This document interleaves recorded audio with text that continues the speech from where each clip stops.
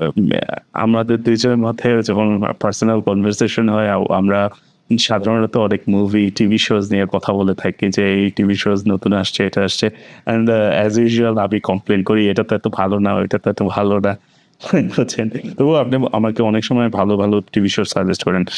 তো এআই এর পার্সপেক্টিভ এ আমার যেটা একটা মানে আন্ডারস্ট্যান্ডিং তাহলে যেটা হচ্ছে মানে যেটা বুঝতেছি আপনি যে যেটা আমাকে বললেন যে if something if you put it on Netflix, people are gonna watch it. হুম, হুম। যে যে লেগে মানুষ পছন্দ করলো নাকি না করলো এটা ডাজন্ট ম্যাটার। আপনি এত হিউজ সাবস্ক্রাইবার, হিউজ ফলোয়ার্স-টলোয়ার্স এসে পড়ছে। পিপল আর গোনা ইউজ সোশ্যাল মিডিয়া।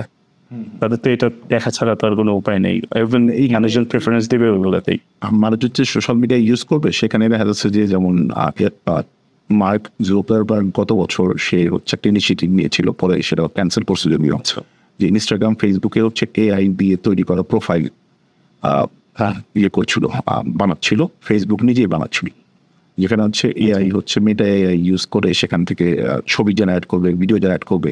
মানে সে দেখাবে যে সে একজন একটা পার্সোনালিটি, একটা মানুষ, তার সাথে কথা বলবে, সেখানে চ্যাট করবে সে। সবকিছু একটা ফেক একটা ইয়া। এই যে হ্যাঁ, যদিও পরবর্তীতে তারা সেটা বন্ধ করে দিছে যে এটা নিয়ে বেশ কন্ট্রোভার্সি হওয়ার পরে। তো ফেসবুকের তো মূল কনজিউমারই মানুষ, তো মানুষের সাথে এইখানে ফেসবুক মতো একটা বড় সোশ্যাল মিডিয়া যেটা করতেছেন যে এআই এর হচ্ছে মিক্স করে ফেলেছে। তো ওইখানে বহু মানুষ হয়তো দেখলে চিনতে পারতো না বা পারবে না যে আচ্ছা এই প্রোফাইলটাকে আসলে একজন রিয়েল লাইফ মানুষ নাকি সেটা এআই তৈরি করা মানুষ।